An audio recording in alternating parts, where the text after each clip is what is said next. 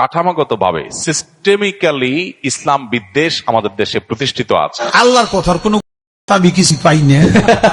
সামনে ক্ষমতায় যারাই আসবে তাদেরকে এই চ্যালেঞ্জ এবং প্রশ্ন আমাদের ছুড়ে দিতে হবে যে তোমরা আমাদের সন্তানদের ধর্ম চর্চা, তাদের মোরালিটি, নীতি নৈতিকতা, এটা সংরক্ষণের নিশ্চয়তা দিচ্ছ কি দিচ্ছ না। এটা দূর করার জন্য আমাদের সংগ্রাম চালাতে হবে, চেষ্টা চালাতে হবে।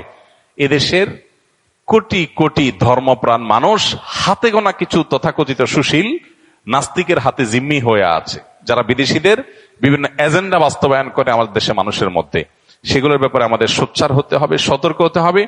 কোন একটা কোরআন অবমাননা, নবী অবমাননা, ধর্ম অবমাননার বিষয়ে শুধু রিয়্যাক্ট করে আমরা দায়িত্ব সারলে হবে না, বরং সিস্টেমের মধ্যে যে ধর্ম অবমাননা আছে সেগুলো দূর করার জন্য সচেষ্ট হতে হবে।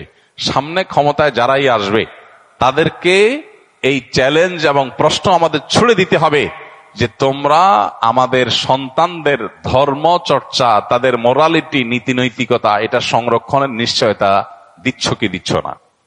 এই বোঝাপড়াটাকে পরিষ্কার করাতে হবে। সেটা যদি না করেন তাহলে এই কাঠামোগত ইসলাম বিদ্বেষের কারণে এ ধরনের সমস্যা আরো বাড়তে থাকবে এবং সাধারণ মানুষ সংক্ষুব্ধ হতে থাকবে। পৃথিবীর অনেক দেশে ফাইটিং ওয়ার্ডস নামে একটা কথা আছে, আদালত সেটাকে আমলে নেয়। একজন মানুষকে আপনি এমন একটা ওয়ার্ড ব্যবহার করলেন যেটাতে সে সংক্ষুব্ধ হবে, তো এতে আপনি অপরাধী হন। একজন কৃষ্ণাঙ্গ, তাকে যদি আপনি নিগ্রো বলেন তাহলে সে আপনাকে মারতে আসবে, এবং এটাকে আদালত ফাইটিং ওয়ার্ডস হিসাবে দেখে এবং এটাকে দোষ হিসাবে দেখে। তাহলে আমার নবীকে আপনি যখন কটু কথা বলেন, আমার ভেতরে আগুন সৃষ্টি হয়, জ্বলন হয়, ব্যথা হয়, আমি সংক্ষুব্ধ হই।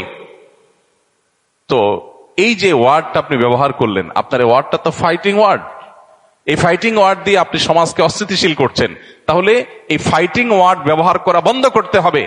শুধুমাত্র ধর্মপ্রাণ মানুষদেরকে বলবেন আপনারা শান্ত থাকেন, ধৈর্য ধারণ করেন, আইন হাতে তুলে নিয়েন না, আর অপরদিকে সমস্ত অপকর্ম, ধর্ম অবমাননার পথগুলোকে সব খোলা রাখবেন, এটা তো হতে পারে না।